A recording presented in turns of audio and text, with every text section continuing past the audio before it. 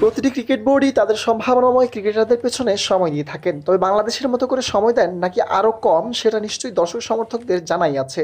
আপনাকে যদি প্রশ্ন করা হয় বাংলাদেশ ক্রিকেটে সবচেয়ে বেশি সময় কোন ক্রিকেটারের পেছনে ইনভেস্ট করা হয়েছে, উত্তরে নিশ্চয়ই বেশ কয়েকটি নামই এখন ভেসে আসবে। বাংলাদেশ অনেক ক্রিকেটারের পেছনে অর্থ ঢেলেছে, তবে বেশিরভাগের ক্ষেত্রেই ফল ভোগ করতে পারেনি। যে কয়েকটি নাম মনে করছেন এর মাঝে নিশ্চয়ই লর্ড খ্যাত শান্তর নামও রয়েছে।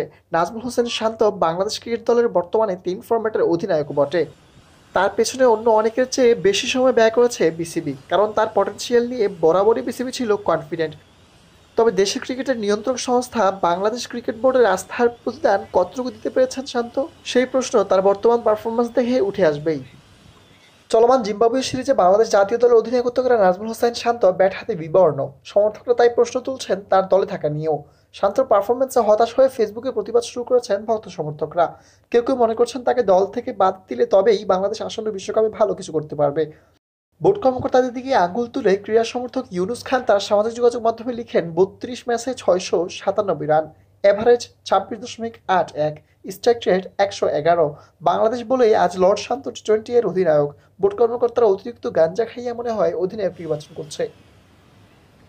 শান্ত টি-20তে চলে না এ নিয়ে রীতিমতো ফেসবুকে ঝড় তুলছেন ভক্তরা। কাজল রেখা নামে একজন লিখেছেন, বিশ্বকাপ মঞ্চে এমন অধিনায়ক আমাদের গর্বের ক্রিকেটকে প্ল্যান করে দেওয়ার জন্য যথেষ্ট।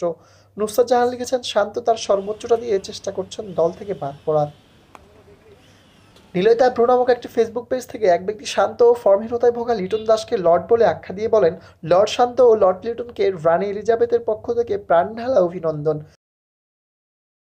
শেখ আনহার আহমেদ নামক এক ক্রিকেটপ্রেমী নাজমুল হোসেন শান্তকে ক্যাপ্টেন হিসেবে টি-20 ওয়ার্ল্ড কাপে পাঠানো বাংলাদেশের জন্য লজ্জা বলে মনে করেন।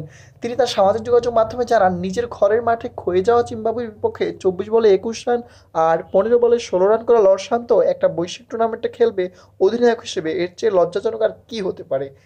এখন তো মনে হচ্ছে তামিম ইকবালের কাছে গণক্ষমার আয়োজন করা উচিত। কেউ কেউ প্রশ্ন তুলছেন শান্ত আদৌ টি-20 দলে জায়গা পাওয়ার যোগ্য কিনা সেটি নিয়েও। আনোয়ারুল ইসলাম নামক এক ব্যক্তি লিখেছেন, লর্ড শান্ত টি-20-র প্লেয়ার না, অথচ তাকে দিয়ে রাখছে ক্যাপ্টেন্সি। মাথা মোটা নির্বাচক সব বোর্ডে বসে আছে। তামিম হোসাইন নামে এক ভক্ত লিখেছেন, জাহাজের নাবিক যদি দক্ষ না হয় সেই জাহাজে আজ না হয় কাল ডুববেই। শান্তকে দিয়ে এই টি-20 ক্রিকেটটা হবে না। বিশ্বকাপের আর মাত্র ২১ দিন বাকি।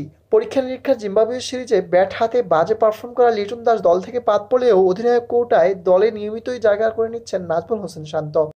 যুক্তরাষ্ট্রে ও ওয়েস্ট ইন্ডিজে অনুষ্ঠিত বিশ্বকাপেও দলের ক্যাপ্টেনের দায়িত্ব থাকছে শান্তর কাঁধেই। তবে ব্যাট হাতে বিবর্ণ শান্ত বিশ্বকাপে দলকে ডোবাবেন না তো?